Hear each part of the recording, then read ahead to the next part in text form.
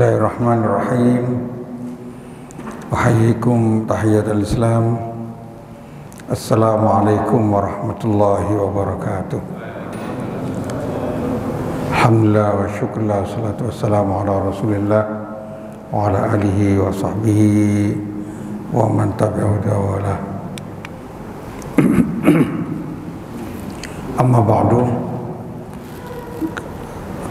Pada bulan yang lalu sudah kita jelaskan tentang beberapa hal yang berkaitan dengan keberkahan.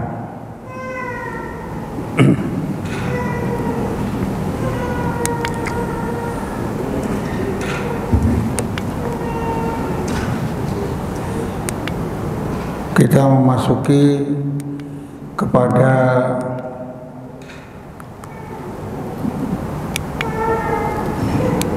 macam-macam keberkahan yang disampaikan dalam Al-Quran. Jadi bidang keberkahan yang dalam Al-Quran itu yang pertama berkaitan dengan nama-nama Allah. Banyak disebutkan di dalam Al-Quran nama-nama Allah penuh keberkahan. Tabarakalladzi biyadihi, tabarak penuh keberkahan. Tabarakalladzi biyadihil mulku wa huwa ala kulli syai'in. Itu penuh keberkahan.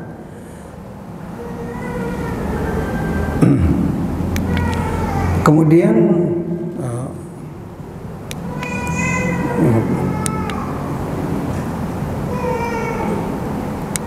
yang kedua,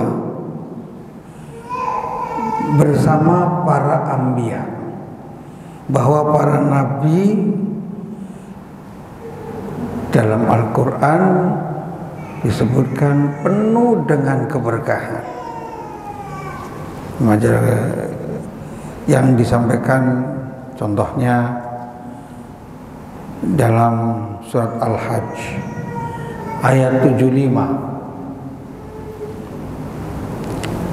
Allahu yastafi minal malaikati rusulan wa minan nas innallaha sami'un basir. Yastafi memilih karena dianggap bahwa orang-orang yang dipilih adalah orang-orang yang terbaik, yang membawa penuh keberkahan, seperti Nabiullah Nuh alaihi salam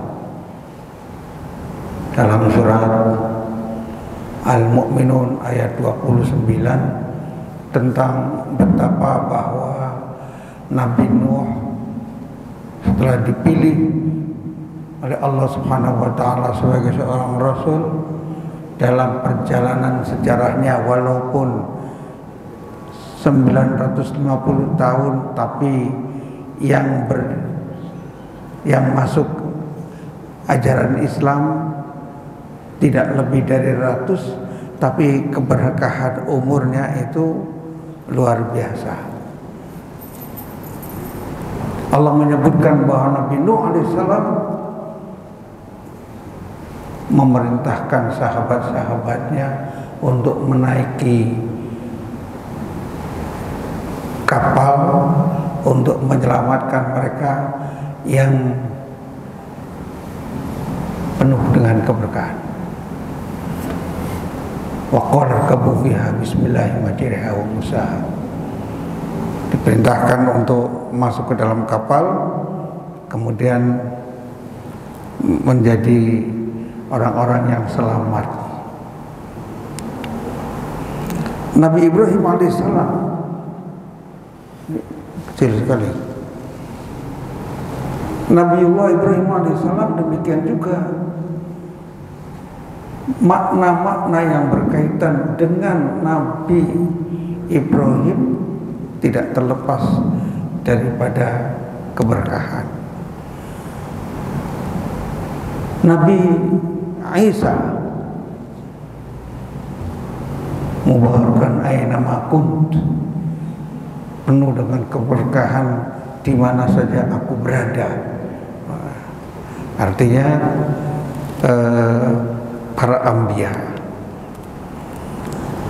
termasuk yang diberkati, banyak diberi keberkahan di dalam Al-Quran itu keluarga dan rumah Nabiullah Ibrahim alaihissalam. Disebutkan di dalam Al-Quran penuh dengan keberkahan. Itu berkaitan dengan nama anbiya yang disertai keberkahan. Yang ketiga kaitan dengan waktu. Waktu juga penuh dengan keberkahan. Ya, Bapak Ibu saya muliakan, waktu-waktu seperti waktu subuh, waktu pagi, banyak hadis-hadis menyebutkan Allahumma barik ummati fi bukuriha. Jadi kalau kita ingin mendapatkan keberkahan hidup, pagi hari sudah penuh banyak kegiatan, aktivitas. Allahumma barik ummati fi bukuriha. Maka Rasulullah tidak senang kalau ada orang pagi-pagi nongkrong ataupun bahkan tinggal di masjid. Umpama waktu orang kerja, semuanya harus kerja. Tidak baik waktu jam 7, jam 8 orang berangkat kerja, dia di masjid saja. Walaupun umpama pensiunan tetap saja harus gerak. Karena itu waktu yang penuh dengan keberkahan. Banyak lagi waktu-waktu yang penuh keberkahan. Di antaranya adalah tempat-tempat yang penuh keberkahan. Dalam Al-Quran banyak disebutkan tentang tempat-tempat yang penuh keberkahan itu. Di antaranya Mekah, tanah haram, tanah yang penuh keberkahan. Palestina, khususnya Al-Masjidil Aqsa, alladzi barakna haula, yang diberi keberkahan sekelilingnya. Jangan dianggap kalau keberkahan itu cuma kebahagiaan materi. Kan orang Palestina dibombardir, genosida, mana keberkahannya? Di mana keberkahannya? Keberkahannya ketika melihat orang-orang yang bertahan hidup dalam kondisi seperti itu, dengan berbagai macam cara ingin dihancurkan oleh Israel, bisa bertahan sehingga membuat orang-orang yang di Eropa, di Amerika tergerak. Kok demikian ya, tahan dan tabahnya orang-orang dengan jumlah yang sedikit kok bisa bertahan, padahal bom yang diterjunkan di Palestina itu lebih dari berat bom yang ditaruh atau diturunkan di Hiroshima dan Nagasaki. Menghancur rata, tapi masih ada yang hidup ya, sehingga kalau sebelum terjadi Taufanul Aqsa, orang-orang yang masuk Islam itu jarang-jarang. Sekarang setelah terjadi Taufanul Aqsa, ini keberkahannya banyak sekali orang-orang Barat yang masuk Islam. Bahkan orang-orang Barat atas dasar kemanusiaan saja, bukan atas dasar agama, mereka mendukung Palestina. Itu satu keberkahan lain.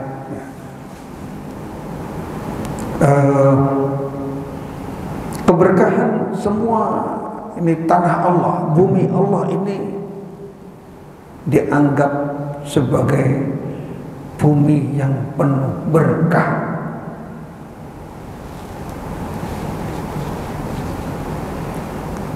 Kalau umat manusia mengelola bumi dengan sesungguhnya, dengan kemajuan teknologi, tidak akan ada yang kekurangan makan. Tidak akan ada. Karena berkah apa yang ditumbuhkan oleh Allah dari bumi itu juga penuh keberkahan.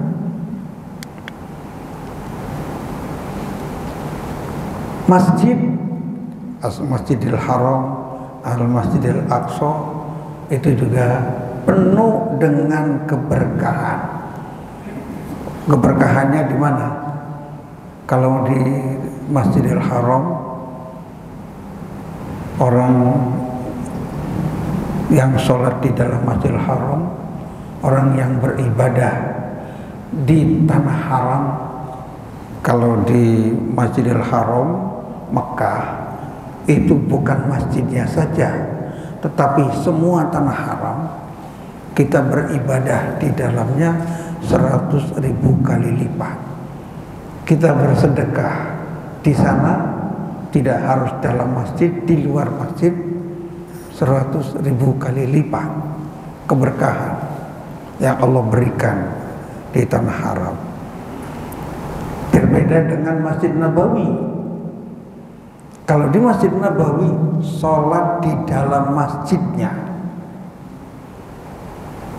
yang 1000 kali lipat dibandingkan dengan sholat di tempat lain. Di masjidnya, bukan di tanah Madinah keseluruhan, masjidnya.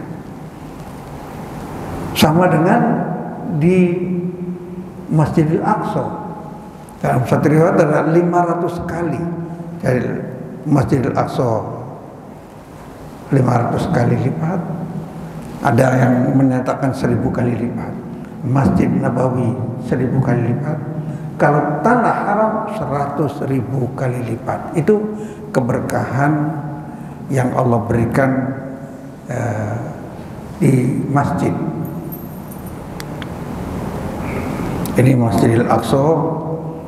Semua negara Palestina, Syam, Syria, masuk di dalamnya Palestina, itu termasuk negeri yang penuh keberkahan di dalam Al-Quran. Bisa dilihat nanti dalam surat Al-A'raf ayat 137 tentang bumi ya Palestina dan sekitarnya. Gunung Tursina dianggap penuh dengan keberkahan, maka Allah bersumpah dengan Gunung Tursina, Wat-Tur.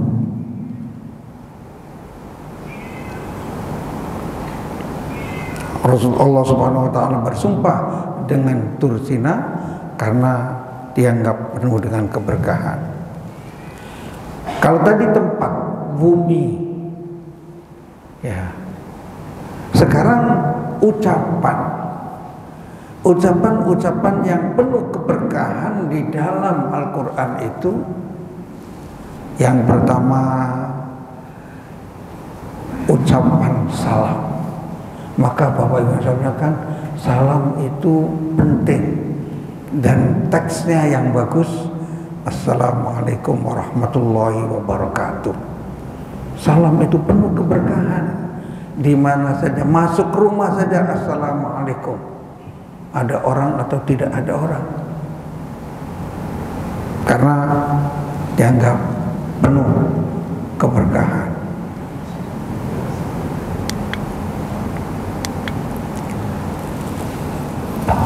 Yang berikutnya, Allah menyifati air, tumbuhan sebagai yang penuh keberkahan. Air itu penuh keberkahan.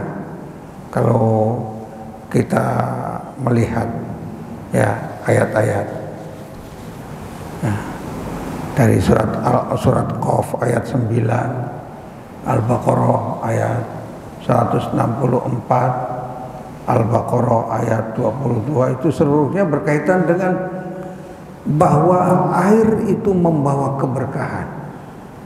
Kalau Allah menyebutkan wa ja'alna minal ma'i kulla syai'in hayy, Allah menjadikan ya dari air itu semua hidup, asal kehidupan seluruhnya dari air.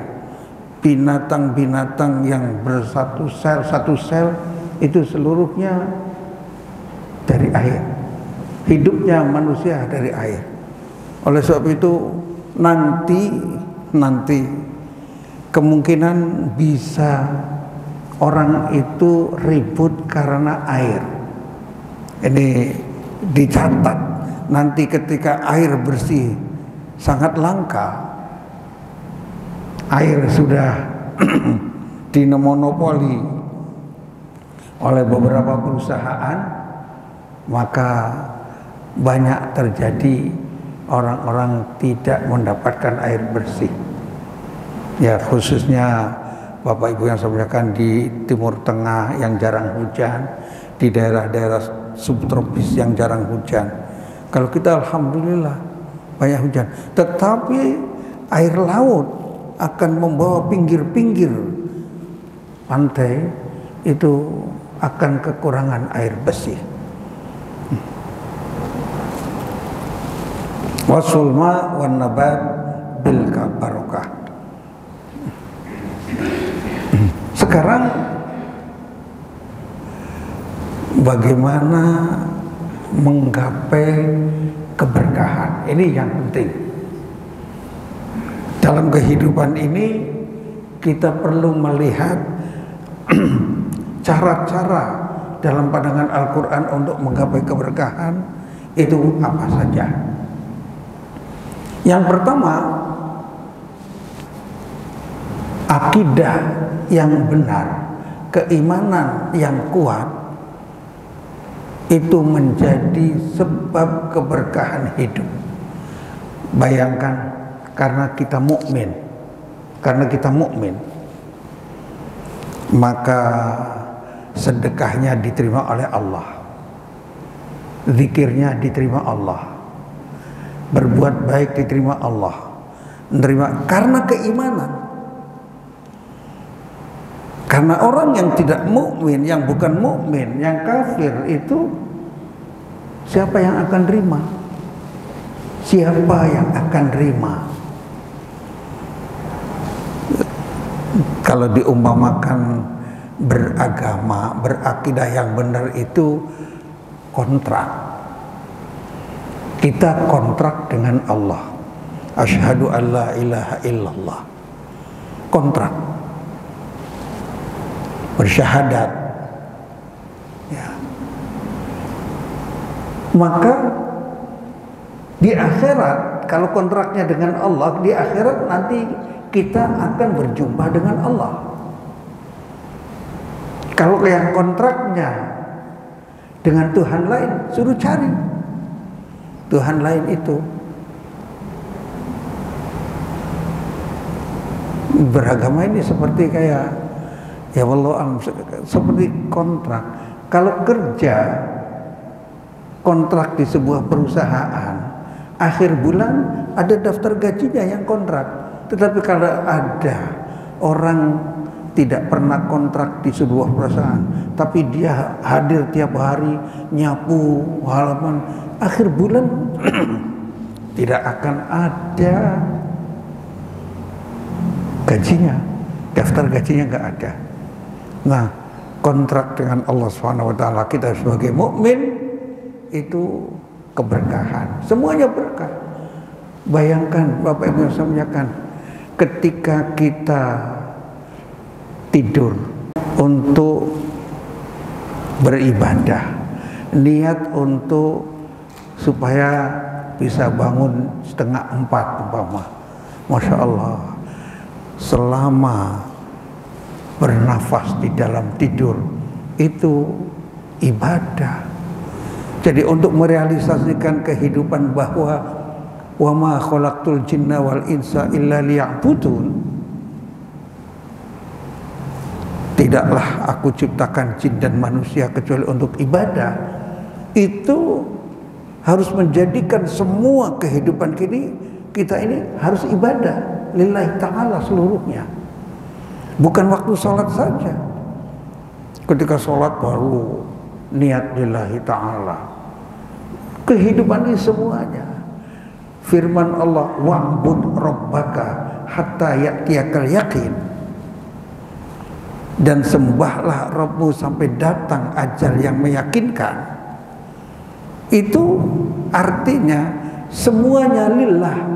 Makan kita karena Allah, ke kantor kita karena Allah, bisnis kita karena Allah, semuanya karena Allah. Apalagi ke masjid, apalagi zikir, apalagi tilawatul Quran. Jelas. Jadi kalau ada yang tilawatul Quran hanya ingin mendapatkan pujian, na'udzubillah. Belajar juga karena Allah, dan menjadikan hidup ini full karena Allah. Sehingga kalau pagi-pagi kita bangun tidur kemudian niat, ya Allah, saya niat untuk tidak, jadi hari ini saya tidak ingin menyakiti orang, tidak ingin menghibah, menggunjing, tidak ingin hasud. Ya Allah, hilangkan hasudnya. Itu mudah-mudahan dengan niat yang baik, hari itu ditulis kebajikan full. Tapi ada orang yang tidak niat. Ini niat ini yang sangat penting.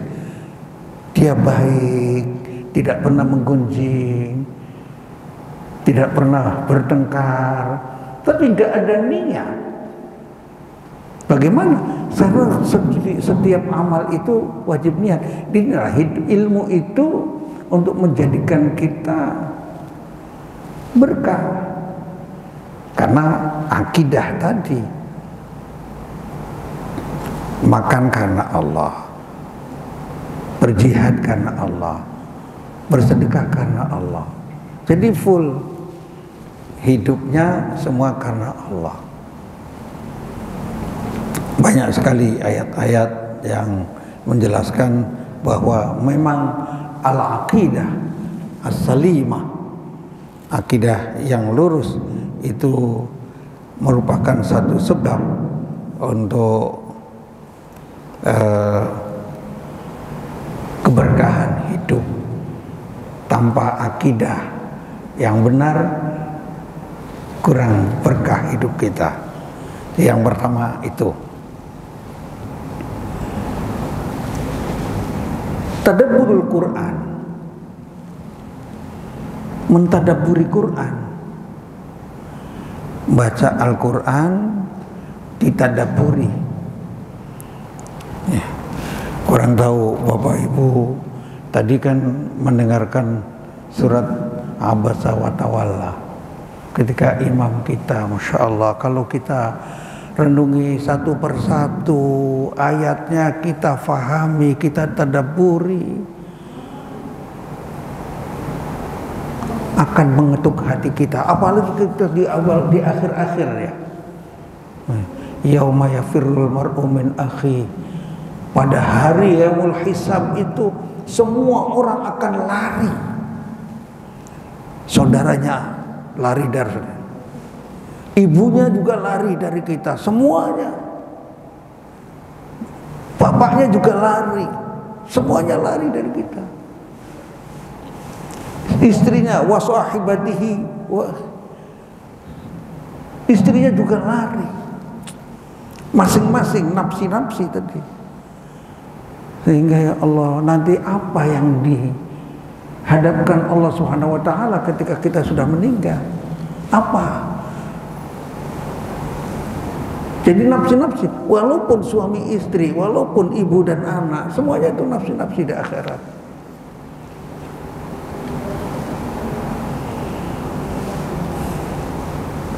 Nah, ini mentadabburi Al-Quran, menerapkan Al-Quran dalam kehidupan, itu keberkahan. Kalau membacanya satu huruf satu kebajikan kali 10, itu sudah keberkahan. Berbeda dengan membaca hadis nabawi.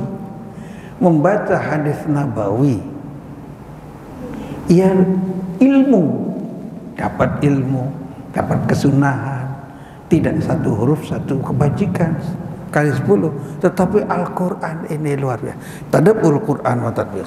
Yang kedua, jadi yang pertama, akidah yang lurus akan membawa kita ini penuh keberkahan. Seluruh hidupnya bisa terisi untuk kebajikan. Karena dari akidah itu kemudian ibadahnya rajin, akhlaknya mulia. Nah, ketika akhlaknya mulia, karena ada akidah, kita berakhlak mulia. Dalam kehidupannya nyaman, tenang. Di akhiratnya menjadi orang yang paling dekat dengan Rasulullah SAW. Orang yang paling dekat dengan Rasulullah SAW adalah orang yang paling baik akhlaknya. Allah, mudah-mudahan Allah senantiasa membimbing kita untuk berakhlak mulia. Dan ternyata berakhlak mulia ini sesuatu yang disebutkan dalam Islam itu inti dari buah keislaman kita. Buah keislaman kita adalah akhlak mulia. Jadi kalau ada orang yang rajin sholat, rajin ibadah, rajin sedekah, tetapi perilakunya tidak baik, itu sholatnya, sedekahnya formalitas, nggak sesungguhnya. Nah, inna sholata tanha 'anil fahsya'i wal munkar. Karena sholat itu bisa mencegah seseorang dari perbuatan keji dan kemungkaran. Kalau kita sholat rajin, jamaah rajin, tetapi dengan istri bertengkar mulu, dengan tetangga bertengkar mulu, realisasi daripada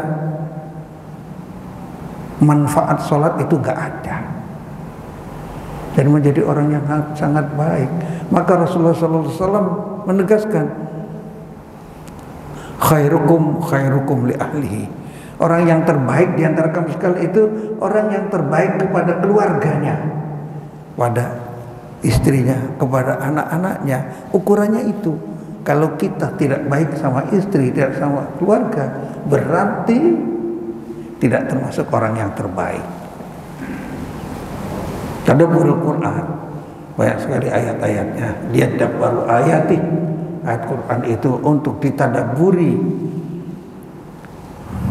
Ada orang-orang kalau sholat kemudian berhenti pada satu ayat, berhenti mentadabburi, berhenti, bukan berhenti sholatnya, berulang-ulang dibaca.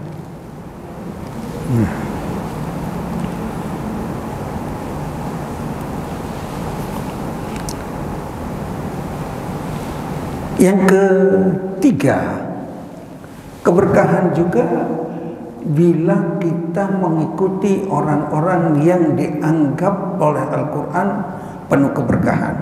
Kalau Rasulullah SAW dianggap manusia yang penuh keberkahan, kita tidak meneladani Rasulullah, maka itu akan mendapatkan banyak keberkahan.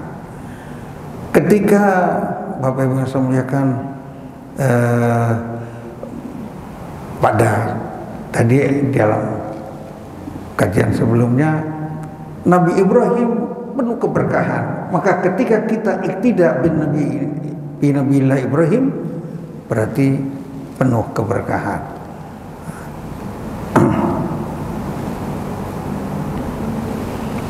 Kemudian Bapak Ibu yang saya muliakan, usaha untuk mendapatkan keberkahan adalah al-hirs ala ta'arrud lil barakah, berusaha untuk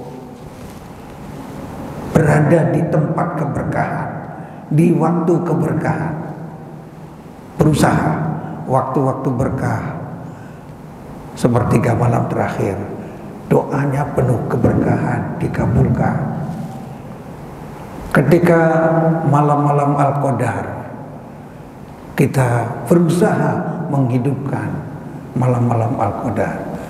Ketika 10 hari pertama Dzulhijjah, berusaha untuk kita hidupkan karena penuh keberkahan. Keberkahannya apa? Jadi kalau di malam-malam Al-Qadar kita beribadah sama dengan orang beribadah berjuang fisabilillah 1000 bulan. Itu berkah. Orang yang beribadah di 10 hari pertama Dzulhijjah, dari tanggal 1 sampai tanggal 10, diberi keberkahan oleh Allah. Orang yang beribadah, beramal soleh di 10 hari pertama Dzulhijjah, puasa, zikir, tilawah, itu disamakan dengan orang yang berjihad fisabilillah dengan seluruh hartanya sampai pulang tidak membawa apa-apa. Artinya at-ta'arrud lil barokah, tempat waktu yang penuh keberkahan.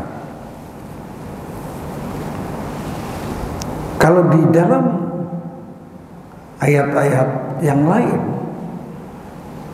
keberkahan itu kalau dalam Al-Quran, pertama, ketakwaan kepada Allah akan menjadi sebab keberkahan. Takwa.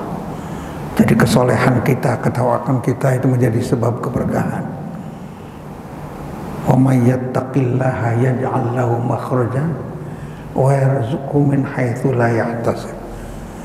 Akan diberi jalan keluar, diberi rizki yang tanpa hitungan. Kalau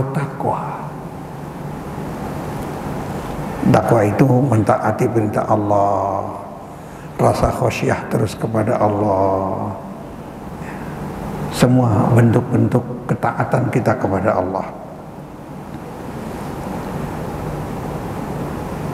Selain itu, kalau dalam Al-Quran, di antara sebab untuk mendapatkan keberkahan adalah al-istighfar.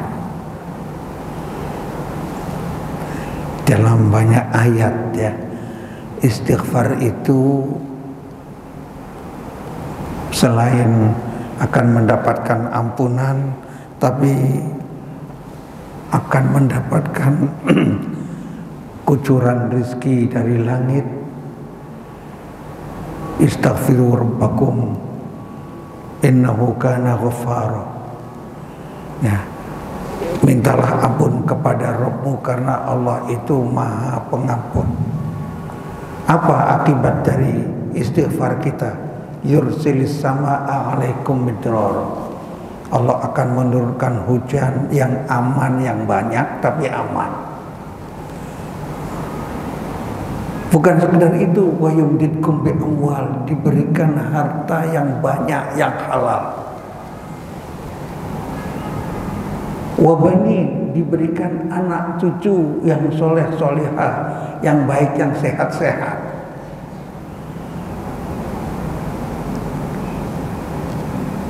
Bahkan wa yaj'al lakum jannati wa yaj'al lakum anhara. Allah akan memberikan taman-taman yang indah-indah, air sungai yang lancar, yang tidak kotor. Kalau orang-orang yang takwa seluruhnya, banyak istighfar, nggak membuat sampah seenaknya, ini akan diberi keberkahan yang luar biasa. Kalau dilihat juga, kalau dalam Al-Quran itu dan hadis-hadis Nabi, sebab untuk mendapatkan keberkahan yaitu kita berdoa. Berdoa untuk mendapatkan keberkahan. Allahumma barik lana fima razaqtana wa qina adzabannar. Keberkahan. Ketika ada yang menikah, kita mintakan keberkahan. Barakallahu laka wa baraka alaika. Ya. Wa jama'a bainakuma fi kulli khair. Itu keberkahan. Di dalam segala aspek keberkahan yang diminta. Maka mohon ini setiap ada sesuatu kawan kita mendapatkan hal yang baik, kita doakan. Kalau kata orang Arab itu mabruk, sebenarnya bukan mabruk, mubarak, penuh berkah. Atau barakallahu fikum, mudah-mudahan Allah memberkahi kamu sekalian. Ucapan-ucapan yang untuk kalau saudara kita mendapatkan kebahagiaan, ada yang mendapatkan jabatan baru yang baik, barakallahu fikum, tidak terlepas dari itu.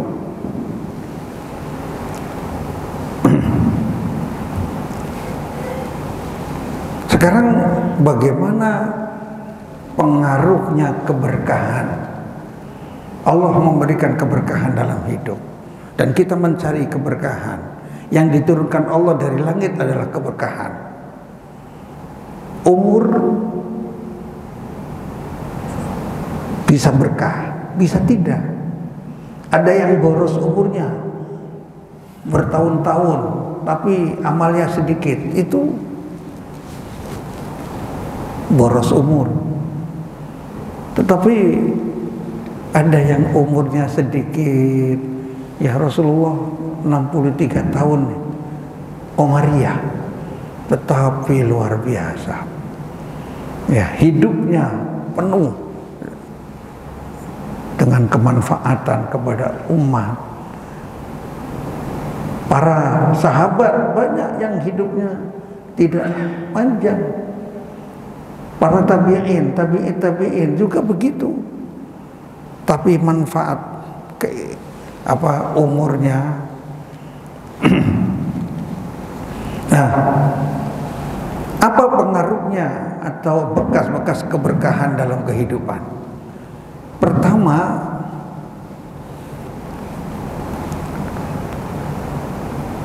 akan diberi petunjuk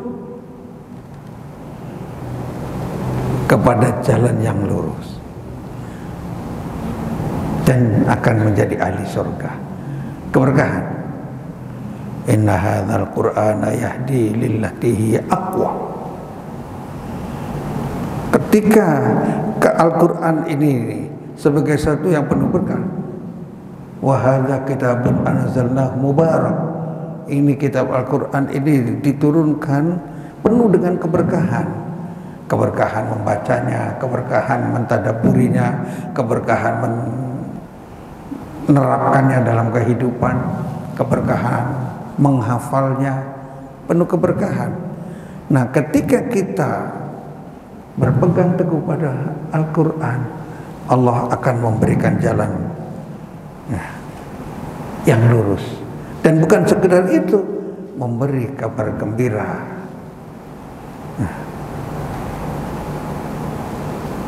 Dengan surga, ajrun kabiro, di dalam ayat itu surga.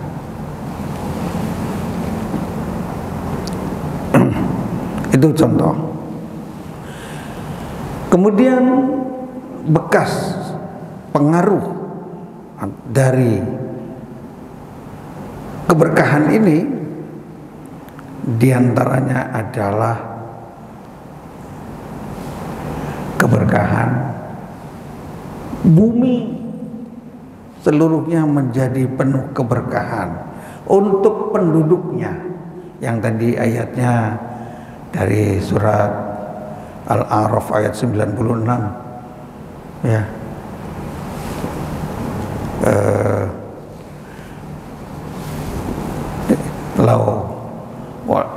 walau anna ahlal qura amanu wattaqau la fatahna alaihim barakat minas sama'i wal ardh.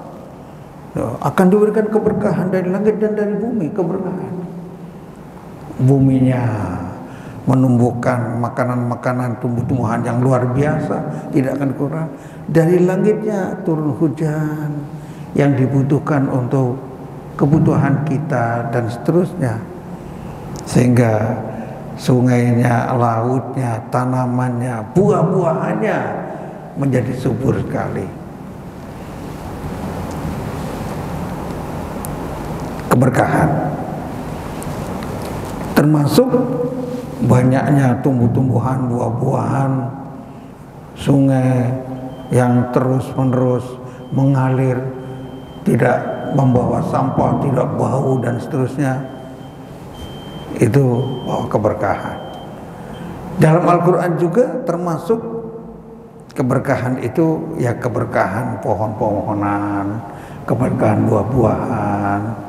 Ya, di suatu negeri yang banyak tomat, ketika harganya tomat murah dibuang,